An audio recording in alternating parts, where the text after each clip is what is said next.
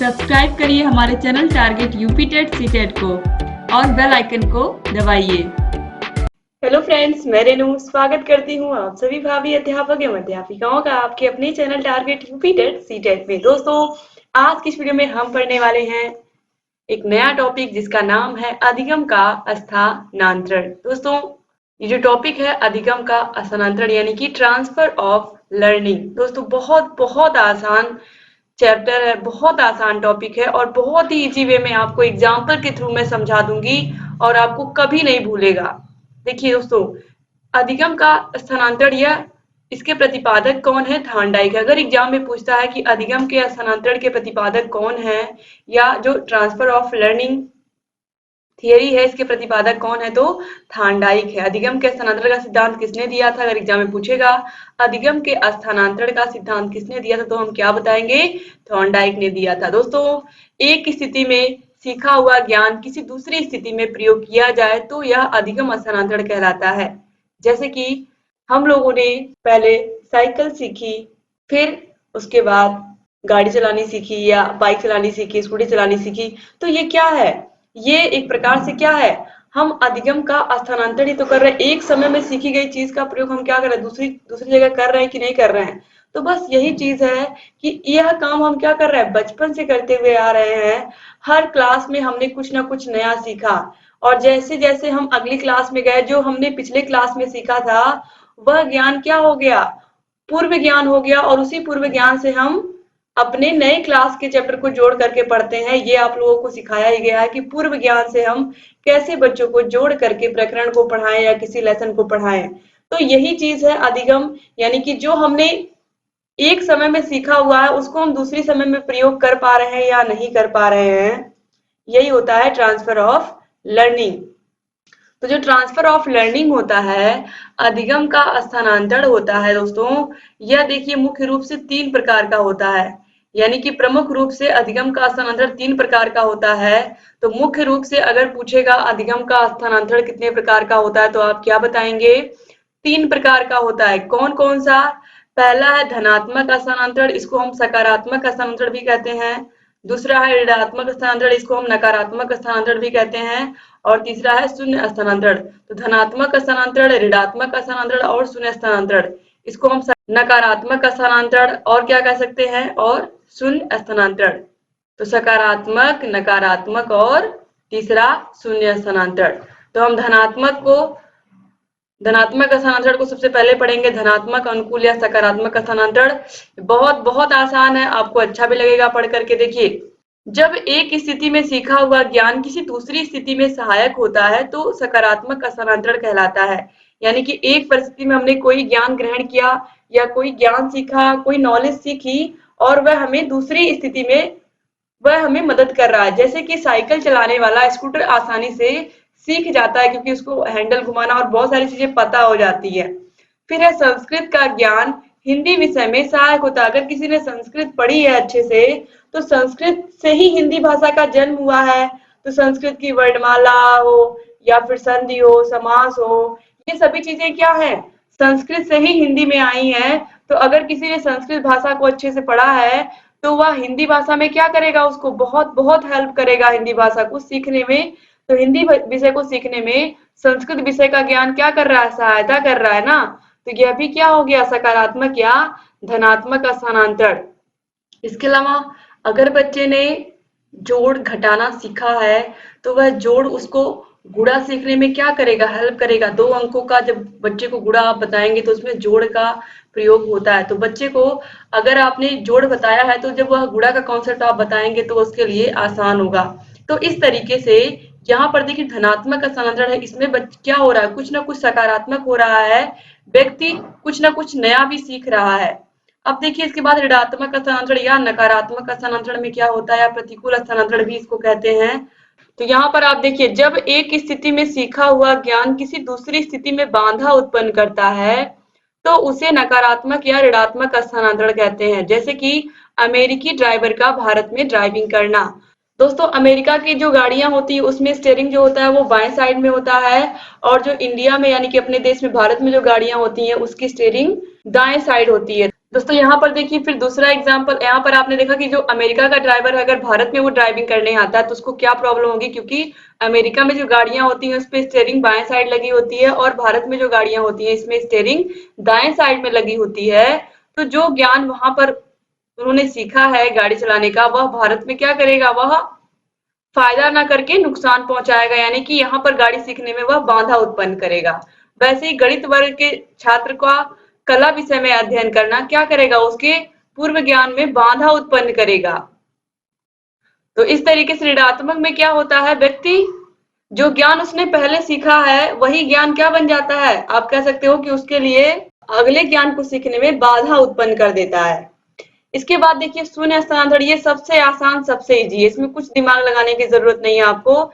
जब एक स्थिति में सीखा हुआ ज्ञान दूसरी स्थिति में ना तो सहायक हो और ना ही बाधा उत्पन्न करे तो उसे हम शून्य स्थानांतरण कहते हैं। जैसे कि गणित सीखने के बाद हिंदी भाषा का सीखना, आपने गणित सीखा है फिर आपने हिंदी भाषा सीखी है, तो इससे क्या होगा, इससे कोई भी नुकसान होगा आपका, कोई नुकसान नहीं होगा। और ना तो आपका जो गणित का ज्ञान है वो आपके हिंदी भाषा को सीखने में कोई हानि नहीं पहुंचाएगा, ना तो कोई लाभ पहुंचाएगा। आपने गणित सीखी है, गणित अलग भाषा है और हिंदी क्या है, अलग भाषा है। इसके बाद दोस्तों यहाँ पर देखिए ऋणात्मक में एक एग्जाम्पल मैं आपको और बताती हूँ। जैसे आपने छोटे बच्चों को या छोटे बच्चों को कोई कविता याद कराई, या तो आपने कोई कविता खुद याद की और उस कविता को याद करने के बाद आप फिर कोई अन्य कविता याद कर रहे हैं, तो आप देखोगे जो आप दूसरी कविता याद कर रहे हो, जो आपने पहले कविता सीखी है, जब आप दूसरी कविता को याद करोगे तो पहली कविता की कुछ लाइनें आपको उसमें याद आ जाएंगी, या आप जब दूसरी कविता याद करोगे तो पहली कविता की जो लाइनें हैं वो क्या करेंगी, उसमें मिक्स होंगी।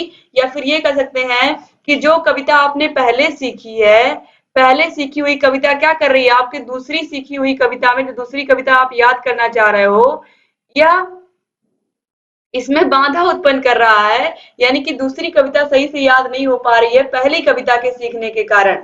तो इस तरीके से जो पहली कविता है वो क्या करे, दूसरी कविता को सीखने में बाधा उत्पन्न कर रही है। तो यह भी क्या हो गया, ऋणात्मक स्थानांतरण हो गया। अब इसके बाद हम शून्य स्थानांतरण देखेंगे। अब हम यहाँ पर शून्य स्थानांतरण देख रहे हैं। शून्य स्थानांतरण में क्या होता है, एक स्थिति में सीखा हुआ ज्ञान दूसरी स्थिति में ना तो सहायक होता है और ना ही बाधा उत्पन्न करता है, तो उसे हम शून्य स्थानांतरण कहते हैं। जैसे कि गणित सीखने के बाद हिंदी भाषा का सीखना, तो गणित आप लोगों ने सीख लिया, गणित का ज्ञान आपको कहाँ काम आएगा, गणित भाषा में काम आएगा। जब आप गणित में अलग अलग क्लास में जाओगे तो जो आपने पिछले क्लास में चीजें सीखी हैं वही अगली क्लास में जुड़ती चली जाएंगी। और इसमें हिंदी भाषा को सीखने में भी आपको उतना ही मेहनत करना पड़ेगा जितना आपने गणित भाषा को सीखने में लगाया है। तो गणित भाषा को सीखने का जो ज्ञान है वो आपके हिंदी भाषा को सीखने में बिल्कुल हानि नहीं पहुंचाएगा। इसके बाद देखिए कबीर के दोहे याद करने के बाद रहीम के दोहे याद करने में भी उतना ही समय लगेगा। यानी कि अगर आपने कबीर के दोहे याद किए हैं तो कबीर के दोहे हैं और रहीम के दोहे रहीम के जी के दोहे हैं, तो दोनों को ही याद करने में क्या लगेगा, आपको अलग अलग समय लगेगा, क्योंकि इनके दोहे अलग हैं, इनके दोहे अलग हैं, तो दोनों को ही याद करने में इक्वल समय लगेगा। यानी कि यहाँ पर भी कबीर के दोहे याद करने से आपको रहीम के दोहे नहीं याद होंगे, यानी कि कोई भी फायदा नहीं हो रहा है आपको। तो ना तो फायदा होता है इसमें और ना ही नुकसान होता है शून्य स्थानांतरण में। तो यहाँ पर ये बात आप याद रखिएगा, ना कोई फायदा होता है और ना ही कोई नुकसान होता है। तो यहाँ पर आपको एग्जाम्पल के थ्रू भी समझ में आ गया होगा। अब इसके बाद दोस्तों देखिए जो सकारात्मक स्थानांतरण है या धनात्मक स्थानांतरण है, इसी के कुछ प्रकारों को अब हम पढ़ेंगे यहाँ पर। तो देखिए जो यहाँ पर देखिए द्विपार्श्वीय स्थानांतरण है या द्विपक्षीय स्थानांतरण है, इसको आप लोग ध्यान से समझिएगा। इसमें द्विपार्श्वीय, इसमें होता क्या है, द्विपार्श्वीय में जब शरीर के एक अंग का स्थानांतरण शरीर के दूसरे अंग में हो जाता है, एक अंग के ज्ञान का स्थानांतरण शरीर के दूसरे अंगों में हो, तो इसे द्विपार्श्वीय स्थानांतरण या द्विपक्षीय स्थानांतरण कहते हैं। जैसे कि जब हम बच्चों को बाएं हाथ से लिखना तथा काम करना सिखाते हैं, जब हम बच्चों को बाएं हाथ से लिखना तथा काम करना सिखाते हैं तो वह प्रशिक्षण दाएं हाथ से लिखने में भी मदद करता है। जैसे कि यहाँ पर हम कह सकते हैं कि दाएं पैर से किक करने वाला फुटबॉलर बाएं पैर से भी किक कर सकता है। तो इस तरीके से यहाँ पर बताया गया है कि अगर कोई दाएं पैर से किक कर रहा है, दाएं पैर से कोई फुटबॉलर है वो किक करता है, तो वह अपने बाएं पैर से भी किक कर सकता है। जैसे कि अगर कोई बैटमैन है वह दाहिने हाथ से बैटिंग करता है तो समय आने पर वह बाएं हाथ से भी बैटिंग कर सकता है।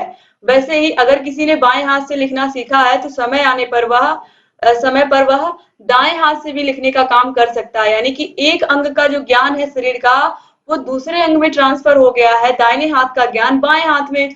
तो यही क्या हो गया, द्विपार्श्वीय स्थानांतरण हो गया। अब इसके बाद देखिए क्षैतिज स्थानांतरण क्या होता है।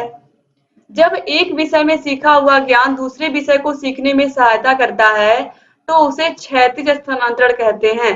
जैसे कि कक्षा 10 का विद्यार्थी गणित के सवालों के आधार पर भौतिक विज्ञान के सवालों को लगाता है, उसे क्षैतिज स्थानांतरण कहते हैं। यानी कि कक्षा 10 का विद्यार्थी है, वह जो उसके मैथ्स के क्वेश्चन है वह सॉल्व कर लेता है और उन्हीं फॉर्मूलों की मदद से, उन्हीं ट्रिक की मदद से वह फिजिक्स के क्वेश्चंस को भी सॉल्व कर लेता है। तो यहाँ पर देखिए जो मैथ्स में उसने सीखा था वह उसको फिजिक्स में काम आ रहा है। तो यह क्या हो गया, क्षैतिज अधिगम स्थानांतरण। इसके अलावा मोहनजोदड़ो हड़प्पा के अवशेषों के आधार पर उस समय की संस्कृति और सभ्यता का भी पता लगाया जा सकता है। तो मोहनजोदड़ो हड़प्पा ये सब क्या है, ये सब सभ्यताएं हैं और इसको हम कह सकते हैं कि पुरातत्व विज्ञान में हम इनको पढ़ते हैं और पुरातत्व विज्ञान का जो ज्ञान है वह हमें संस्कृति और सभ्यता विषय के अंतर्गत मिल जा रहा है। तो इस तरीके से यह भी क्या हो रहा है, हमें एक विषय का ज्ञान दूसरे विषय को सीखने में सहायता कर रहा है। इसके बाद देखिए एक पक्षीय स्थानांतरण। दोस्तों ये जो एक पक्षीय स्थानांतरण है इसकी बहुत ही आसान परिभाषा है। जब शरीर के एक अंग द्वारा अर्जित कार्यकुशलता उसी अंग की दूसरी संबंधी कार्यकुशलता को आगे प्रभावित करे तो इसे हम पार्श्विक या एक पक्षीय स्थानांतरण कहेंगे। ध्यान से समझिएगा, अगर हम दाहिने हाथ से अपने सारे काम करते हैं, आपने सुना भी होगा कोई व्यक्ति है जो दाहिने हाथ से सारा काम करता है, कोई है बाएं हाथ से करता है। तो कोई राइट हैंड अधिक अपना यूज करता है, कोई लेफ्ट हैंड अपना ज्यादा यूज करता है। तो देखिए अगर आप राइट हैंड से, अगर आपने हिंदी लिखने की प्रैक्टिस की है राइट हैंड से, अगर आप हिंदी लिख रहे हो अच्छे से तो इसका मतलब आप संस्कृत भी बहुत अच्छे से लिख लोगे। हिंदी अगर आप हिंदी अच्छे से लिख रहे हो अपने राइट हैंड से तो आप संस्कृत भी बहुत ही अच्छे से लिख लोगे। तो इससे क्या पता चल रहा है कि आपका उसी अंग का क्या हो रहा है, उसी अंग का जो आपने पहले से ज्ञान लिया है, यानी कि जब आप पहले से लिखने की प्रैक्टिस कर रहे हो उसी अंग से, वही अंग आपका, वही दाहिना हाथ फिर आपको संस्कृत लिखने में भी क्या कर रहा है, मदद कर रहा है। संस्कृत भाषा को भी आसानी से आप उसी हाथ से लिख पा रहे हो। इसके अलावा जैसे दाहिने हाथ से आप लिखने का काम करते हो तो दाहिने हाथ से आपके लिए सिलाई करने का काम भी क्या हो जाएगा, आसान हो जाएगा। क्योंकि दायां हाथ क्या होता है, किसी भी काम को करने में पहले आगे आ जाता है। जिस हाथ को आप अधिक यूज करते हो वही हाथ हर जगह हर काम में आगे आ जाता है। तो अगर बायां हाथ आप यूज करते हो तो बायां हाथ हर जगह आगे आएगा और अगर आप दाहिने हाथ से अधिक काम करते हो तो दाहिना हाथ हर जगह आगे आता है। तो दाहिने हाथ से आपने जब काम करना शुरू किया तो वही काम, जो काम आपने पहले किया है, फिर जो आगे करोगे आप वह क्या करेगा, पिछला वाला काम आपको आगे सीखने में मदद करेगा। जैसे कि हिंदी आपने लिखी थी दाहिने हाथ से, फिर वही दाहिना हाथ आपको संस्कृत लिखने में भी क्या कर रहा है, हेल्प कर रहा है। अगर आपने लिखना अच्छे से सीखा दाहिने हाथ से तो दाहिने हाथ से ही सिलाई करने में भी आपका वह पिछला ज्ञान क्या करेगा, काम आएगा। यानी कि वह हाथ आपका क्या कह सकते हैं कि ज्यादा काम करता है और जल्दी सीख लेता है।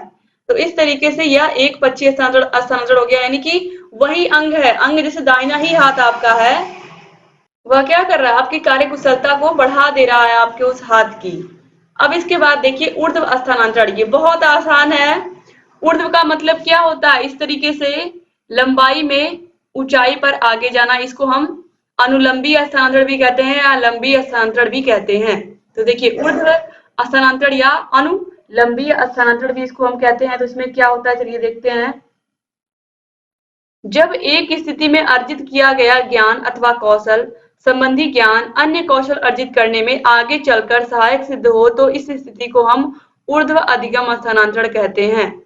तो देखिए जब मोटरसाइकिल चलाने वाला व्यक्ति कार चलाने लगे, जब मोटरसाइकिल से कोई कार पर आ जाएगा तो वह आगे ही तो बढ़ा, यानी कि वह ऊपर बढ़ा, एक स्टेप आगे बढ़ा, तो वह क्या हो जाएगा, ऊर्ध्व स्थानांतरण हो जाएगा। इसी प्रकार से अगर कोई साइकिल ठीक करने वाला मैकेनिक है, वह बाइक ठीक करने लगे, फिर धीरे धीरे कार ठीक करने लगे, तो उसका भी क्या हो गया, उसके भी ज्ञान का ऊर्ध्व स्थानांतरण हो गया, उसके भी ज्ञान का ऊर्ध्व स्थानांतरण हो गया। अब देखिए इसके बाद, जब कोई बालक जोड़ना सीखता है और जोड़ने के आधार पर वह गुणा करना सीख जाता है, तो यह क्या हो जाएगा, यह स्थानांतरण ऊर्ध्व स्थानांतरण हो जाएगा। यानी कि पहले उसने जोड़ सीखा, फिर जोड़ से ऊपर की क्रिया क्या है, गुणा है। तो इस तरीके से ये क्या हो रहा है, आगे आगे बढ़ रहा है ना, अनुलंबी है।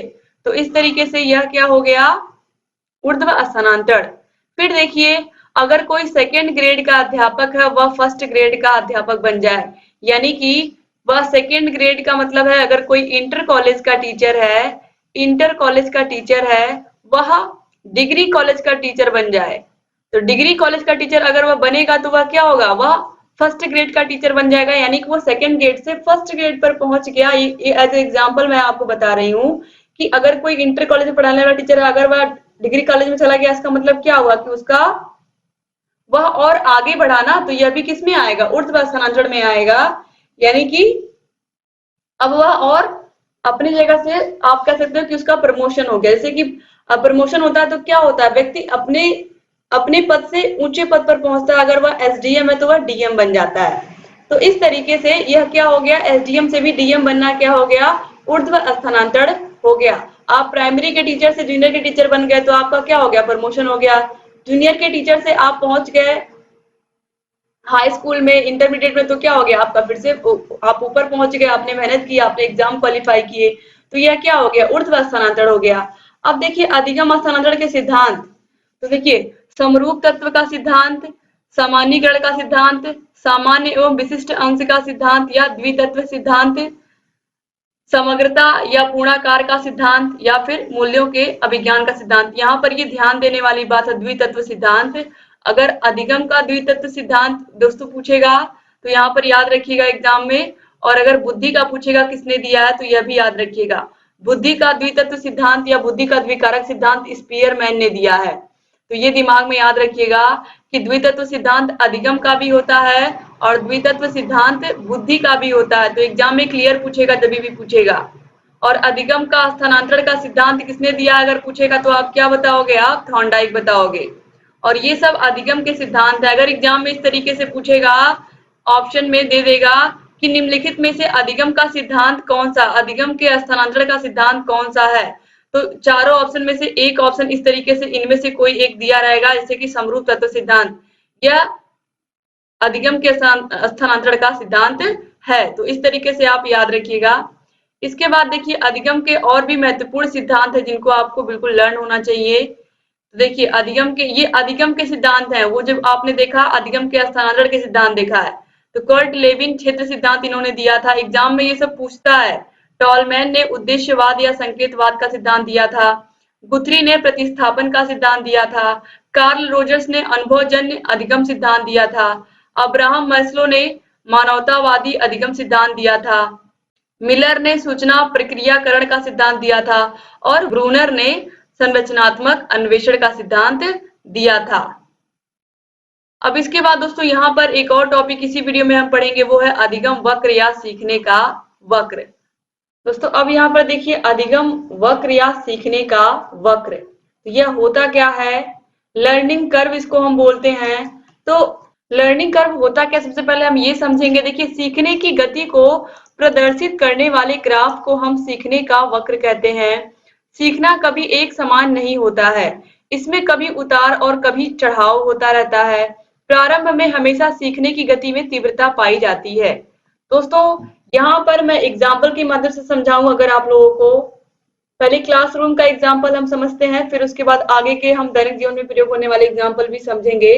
तो अधिगम वक्र यानी कि सीखने का वक्र क्या होता है, जब बच्चे को कोई नया टॉपिक हम पढ़ाते हैं, कोई भी नया चैप्टर किसी भी सब्जेक्ट में, जब पहले पहले या फिर हम ये कहें कि पहले पहले कोई बुक हम शुरू करते हैं, तो बच्चे एक चैप्टर बहुत अच्छे से पढ़ेंगे, दो चैप्टर बहुत अच्छे से पढ़ेंगे, फिर धीरे धीरे उनका मन उतना नहीं लगेगा उस विषय में, या फिर ये कहें धीरे धीरे उनके सीखने की जो दर होती है वो घटने लगती है। यानी कि पहले पहले कोई भी काम जब हम करने जाते हैं तो हमें बहुत एक्साइटमेंट होती है, हम सोचते हैं कि कितना सीख लें, लेकिन धीरे धीरे जब हम उस काम के आदी हो जाते हैं फिर हमारा मन नहीं करता उस काम को करने का।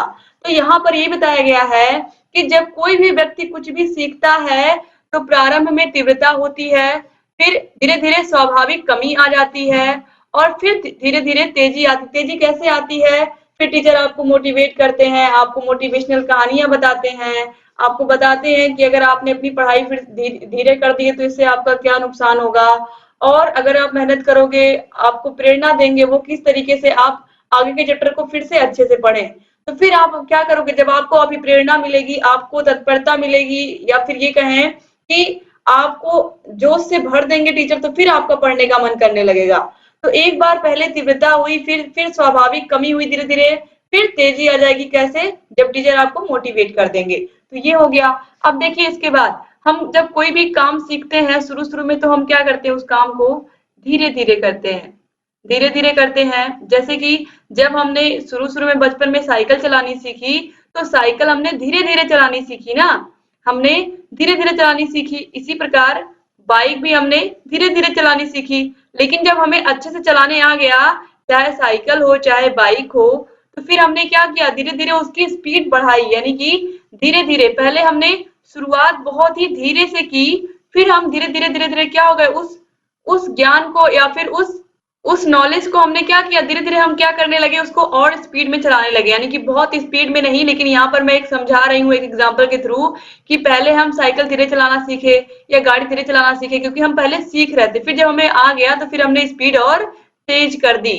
तो इस तरीके से यहाँ पर यह भी एक एग्जाम्पल है जिसमें आपने पहले पहले आपके अंदर एक्साइटमेंट थी, तो आपने तेजी से सीखा जब आपने कोई चैप्टर सीखा। और यहाँ पर जब कोई ज्ञान आप इस तरीके से बाहरी दुनिया का ले रहे हो, बाहरी दुनिया ये कह सकते हैं कि आप कोई चीज सीख रहे हो, तो इस तरीके से भी आप शुरुआत तेजी से भी कर सकते हो और धीरे से भी कर सकते हो। तो यहाँ पर हम मुख्य रूप से पढ़ाई की ही बात कर रहे हैं, सीखने की ही बात कर रहे हैं, तो पढ़ाई की ही बात यहाँ पर हो रही है। तो इसीलिए आपको ये पढ़ाई वाली बातें दिमाग में रखनी है यहाँ पर, और बाकी दैनिक जीवन में तो इसका उपयोग होगा ही होगा।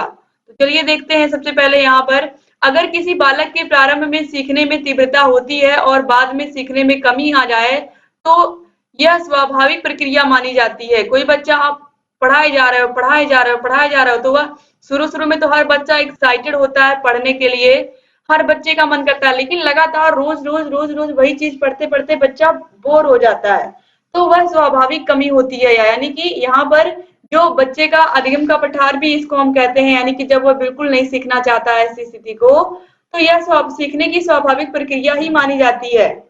फिर उसके बाद देखिए, सीखने का वक्र मुख्य रूप से 4 प्रकार का होता है। जो पहला है, यह है सरल रेखीय वक्र या समान निष्पाद वक्र। तो यहाँ पर आप देखिए, ये सीखने का समय है, अधिगम की मात्रा, और ये सीखने का कर्व आप देखिए। जब सीखने की गति एक समान होती है तो इसे सरल रेखीय वक्र कहते हैं और सरल रेखा से निरूपित करते हैं।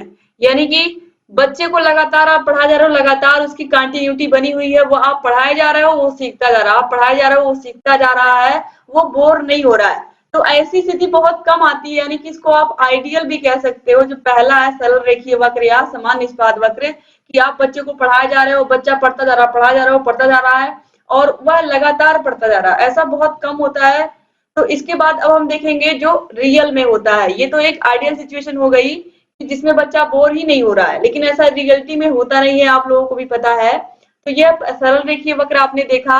अब देखिए इसके बाद उन्नतोदर वक्र, ये सबसे अधिक आप देखने को मिलेगा ये आपको, और इसी में आता है अधिगम का पठार या सीखने का पठार। एग्जाम में बहुत बार पूछा है दोस्तों, बहुत इंपॉर्टेंट है।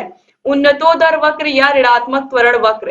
तो निगेटिव एक्सिलरेटेड कर्व क्या होता है? देखिए, इस वक्र में प्रारंभ में सीखने की गति तीव्र होती है और धीरे धीरे मंद हो जाती है। सीखने का पठार इसी वक्र में आता है। तो नेगेटिव एक्सिलरेटेड कर्व जो है, इसको आप, ये बहुत बहुत इंपॉर्टेंट है, इसी में अधिगम का पठार आता है। जैसे कि मैंने आपको जो अभी एग्जाम्पल बताया है, जैसे शुरू शुरू में कि जब आप पहला चैप्टर बच्चे को पढ़ाओगे, पहला दूसरा तीसरा, वो बहुत मन से पढ़ेगा और बहुत स्पीड से आगे बढ़ेगा। लेकिन जैसे जैसे आप आगे बढ़ोगे, छठवें चैप्टर पे पहुंचोगे, 7वें पे, 8वें पे, वैसे वैसे उसकी पढ़ने की जो क्षमता है सीखने की, वो यहाँ पर एक स्थिति ऐसी आएगी कि बिल्कुल रुक जाएगी, यानी कि वो बिल्कुल सीखना ही नहीं चाहेगा, वो बिल्कुल बोर हो चुका होगा। तो ये वही स्थिति है जहां पर बच्चा कुछ सीखना ही नहीं चाह रहा है। पहले तो उसने सीखा, पहले उसकी सीखने की स्पीड तेज थी, लेकिन अब वह बिल्कुल सीखना ही नहीं चाह रहा है। तो देखिए इस क्रम में प्रारंभ में सीखने की गति तीव्र होती है, यानी कि पहले तीव्र होती है, फिर धीरे धीरे मंद हो जाती है और सीखने का पठार यहाँ पर आ जाता है। ठीक है, और फिर यहाँ पर देखिए इस तरीके से बच्चा यहाँ पर उसका बिल्कुल भी सीखने का मन नहीं करता है। तो यहाँ पर यही स्थिति आती है, जब बच्चा बिल्कुल नहीं सीखना चाहता तब टीचर क्या करते हैं, उसको मोटिवेट करते हैं, उसको अच्छी अच्छी कहानियां सुनाते हैं, उसे समझाते हैं कि पढ़ना कितना जरूरी है और क्यों आप पढ़ रहे हो, अपने माता पिता के सपने को पूरा करना है, आपको अपने सपने को पूरा करना है। तो इस तरीके से टीचर यहाँ पर मोटिवेट करते हैं बच्चे को। तो ये निगेटिव एक्सेलरेटेड कर्व जिसे हम उन्नतोदर या ऋणात्मक कर्व भी कहते हैं, तो ये उन्नतोदर यानी कि उन्नति होती है यहाँ पर। ठीक है, उसके बाद बीच में क्या होता है, रुक जाता है बच्चे का यहाँ पर कुछ कुछ दिन के लिए, क्या होता है, अधिगम का पठार आ जाता है, कुछ दिन के लिए, कुछ महीनों के लिए भी आ सकता है, जहां बच्चा कुछ नहीं सीखना चाहता है।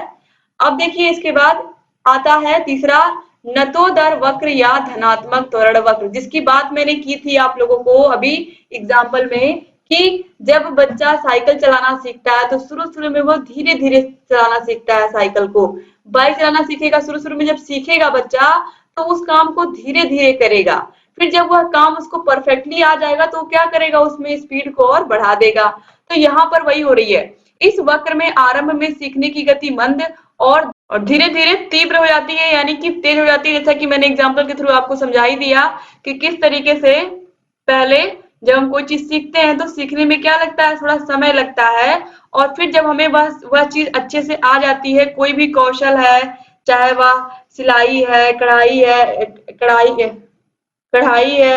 सिलाई, कढ़ाई, इसके अलावा बाइक चलाना, कार चलाना, स्कूटी चलाना, ये सब क्या है, जब एक बार आप धीरे धीरे जब पहले सीखते हो तो समय लगता है, लेकिन जब आप सीख लेते हो तो उसमें तीव्रता आ जाती है। तो पहले सीखने की गति मंद और फिर तीव्र हो जाती है। तो यहाँ पर ये पॉजिटिव एक्सीलरेटेड कर्व यानी कि धनात्मक कर्व, इसको धनात्मक क्यों कहते हैं, पहले हमारी स्पीड कम थी लेकिन अब हमारी स्पीड तेज है, यानी कि हम आगे ही बढ़ते जा रहे हैं, यानी कि यहाँ पर प्लस होता जा रहा है। और ये उन्नतोदर में क्या होता है, पहले हमने तेजी से सीखा और फिर क्या हो रहा है, हमारी स्पीड कम हो गई, यानी कि निगेटिव। जब हम ज्यादा से कम की तरफ आएंगे तो क्या होगा, निगेटिव होगा ना, और जब हम कम से ज्यादा की तरफ जाएंगे, कम से ज्यादा की तरफ जाएंगे, पहले कम थी फिर ज्यादा हो गई, इसका मतलब क्या हो गया, वृद्धि हुई ना। तो यहाँ पर क्या हो गया, धनात्मक त्वरण कर्व हो गया। तो इसीलिए यहाँ पर ये उन्नतोदर क्या हो गया, नेगेटिव हो गया, क्योंकि पहले अधिक था, लास्ट में कम हो गया, और इसमें पहले कम था, बाद में अधिक हो गया। तो यहाँ पर पॉजिटिव साइन इसीलिए आया है नतोदर वक्र में या धनात्मक त्वरण वक्र में। अब देखिए इसके बाद मिश्रित वक्र या एस आकारीय वक्र भी इसको कहते हैं, इस तरीके से भी एग्जाम में मिल सकता है आपको, और इस तरीके से भी। तो ये मिश्रित वक्र का नाम से पता चल रहा है कि यह क्या है, कॉम्बिनेशन है, इन दोनों वक्रों का क्या है, कॉम्बिनेशन है। उन्नतोदर और नतोदर वक्र का क्या है, मिला जुला रूप है। इसमें सीखने की मात्रा कभी अधिक होती है, कभी कम होती है, कभी फिर अधिक हो जाती है, कभी फिर कम हो जाती है। तो अधिक कम इस तरीके से एस आकार का वक्र बनता है, मिश्रित वक्र या एस आकारीय वक्र। ठीक है, अब देखिए सीखने का पठार हम जान लेते हैं। सीखने का पठार अभी आपने देखा है कि उन्नतोदर वक्र में आता है, नेगेटिव वक्र में आता है, जहां पर पहले सीखने की गति तीव्र होती है और फिर धीरे धीरे कम होकर के एक स्थिति ऐसी आती है कि वहां पर ऊपर प्लेटू बन जाता है, बच्चा कुछ नहीं सीखना चाहता है या उसके दिमाग में कुछ घुसता ही नहीं है। तो जब सीखने की गति में कोई बाधा या अवरोध उत्पन्न हो जाए और सीखने की गति ना तो वृद्धि होती है और ना ही कमी हो, तो उसे सीखने का पठार कहते हैं। यानी कि बच्चे ने जितना सीखा है अब वह उससे आगे सीख ही नहीं पा रहा, तो उसका रीजन क्या है, यानी कि जब सीखने की गति में कोई बाधा या कोई अवरोध उत्पन्न हो जाता है तो वहीं पर आता है सीखने का पठार, यानी कि सीखने की गति में ना तो कोई वृद्धि हो रही है और ना ही कमी, जहां पर बच्चा था वहीं पर रुका हुआ है। तो इस कारण क्या होते हैं सीखने के पठार के, सीखने का पठार मैंने आपको बताया ना, यहाँ पर इस तरीके से पहले सीख रहा था बच्चा तेजी से, फिर उसके बाद एकाएक बिल्कुल उसका सीखने की गति बिल्कुल रुक गई। तो यही क्या है, यही जो प्लेटू ऊपर बनता है, यही क्या है, यहाँ पर यही पठार है, सीखने का पठार। तो इस तरीके से यहाँ पर भी मैंने बनाया है, यहाँ पर बच्चा तेजी से सीख रहा था, फिर यहाँ पर वो बिल्कुल, यहाँ पर देखिए एकदम रुक गया है, सीखने की मात्रा जो यहाँ पर बिल्कुल रुक गई है। तो देखिए इसका रीजन क्या हो सकता है, आप बच्चे को पढ़ाया जा रहे हो, कुछ दिन तो उसने इंटरेस्ट लिया, अच्छे से पढ़ा, फिर वो पढ़ने का उसका मन नहीं कर रहा, तो रीजन क्या है, उसका तनाव हो सकता है, किसी बात को लेकर के कुंठा हो सकती है, सीखने की विधि में निरंतर परिवर्तन, अगर टीचर बार बार अपने टीचिंग मेथड में चेंजेस कर रहे हैं तो बच्चा कंफ्यूज हो जाता है और इससे भी वह क्या हो जाता है, वह सीख सीख नहीं पाता है। फिर है शारीरिक सीमा, थकान, रोग, चोट आदि, यानी कि बच्चे को कहीं चोट लगी है, उसको वह किसी रोग से पीड़ित है या उसको थकान है। अगर बच्चा थका हुआ है तो आप उसको कोई नई चीज सिखाओगे तो वो सीख पाएगा? नहीं सीख पाएगा। तो इसलिए भी अधिगम का पठार आता है। कार्य की जटिलता, जब काम बहुत ज्यादा जटिल होगा, आप बच्चों को कोई चैप्टर पढ़ा रहे हो जो बहुत कठिन है, जो बच्चे समझ ही नहीं पा रहे हैं, बच्चों को लग रहा है ये हमारे लेवल का है ही नहीं, तो उस स्थिति में भी अधिगम का पठार आता है। फिर है रुचि, ज्ञान, समय, जिज्ञासा और उद्देश्य का अभाव, यानी कि ये भी हो सकता है कि जो चैप्टर आप पढ़ा रहे हो उसमें बच्चा इंटरेस्ट ही ना ले रहा हो, उसका बिल्कुल पढ़ने का मन ही ना हो, या उसके अंदर जिज्ञासा ही ना हो उस चैप्टर को पढ़ने की, या आपने उस चैप्टर का उद्देश्य अच्छे से नहीं बताया उसको, यह भी रीजन हो सकता है सीखने के पठार का। फिर है थकान, निराशा, उदासीनता, दूषित वातावरण, यानी कि जिस वातावरण में आप पढ़ा रहे हो अगर वह दूषित है, यानी कि वहां पर वातावरण क्लास का बन ही नहीं पा रहा है पढ़ाई का, बच्चे उदासीन है, बिल्कुल निराश है, या बच्चा किसी बात को लेकर के निराश है, तो वह क्या करेगा, वह भी सीखने का पठार ही उत्पन्न करेगा। तो कहीं ना कहीं ये सब क्या है, सीखने के पठार के कारण है। सोरेनसन ने क्या कहा है, देखिए, सीखने का पठार साधारणतः कुछ दिनों या सप्ताहों तक या कुछ महीनों तक ही रह सकता है।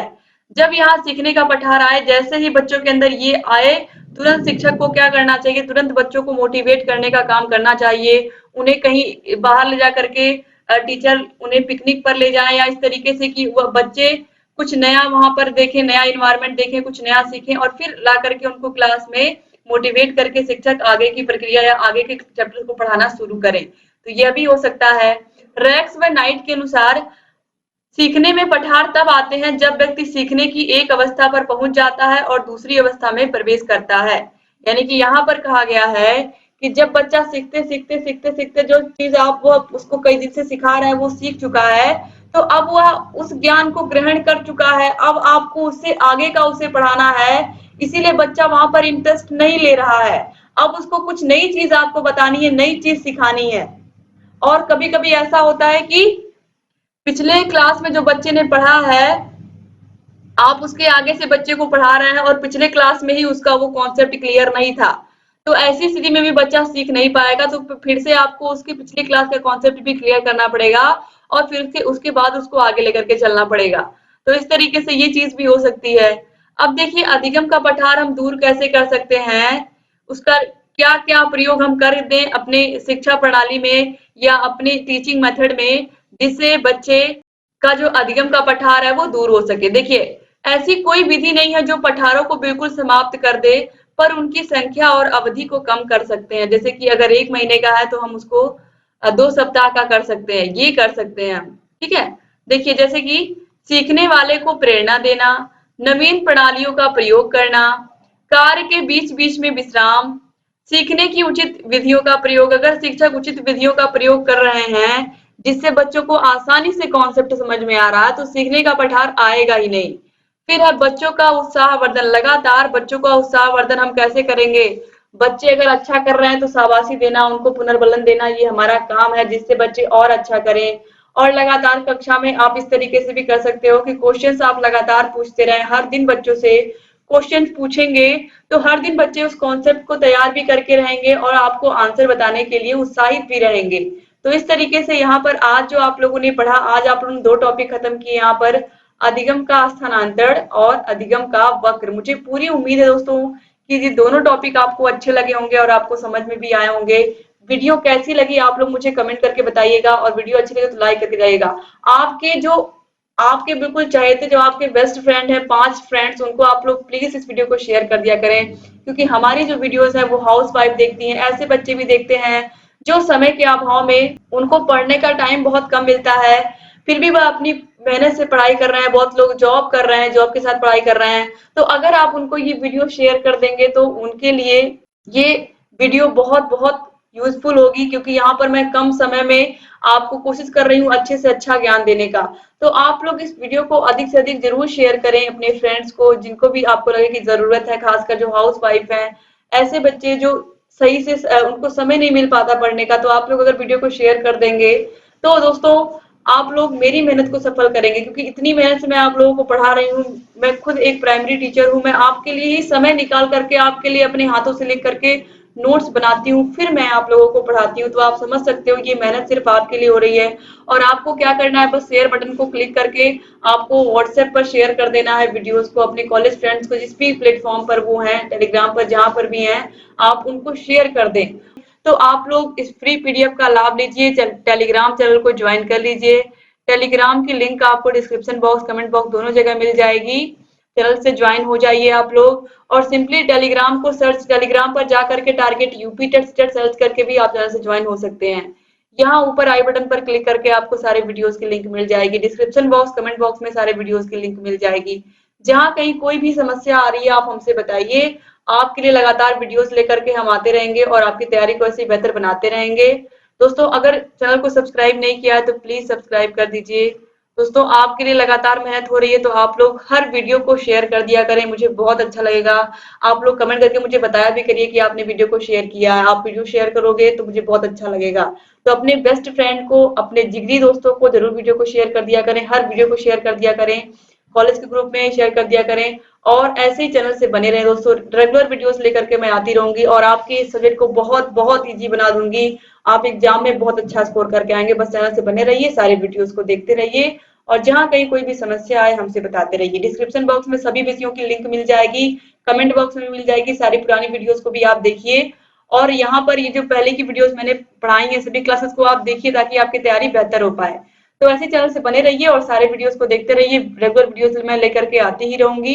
तो दोस्तों उम्मीद करती हूँ ये वीडियो भी आपको पसंद आई होगी और आप लोग ऐसे चैनल से बने रहेंगे। तो ऐसे चैनल से बने रहिए और सारे वीडियोस को देखते रहिए और जहां कहीं कोई भी समस्या है हमसे बताते रहिए। जय हिंद दोस्तों।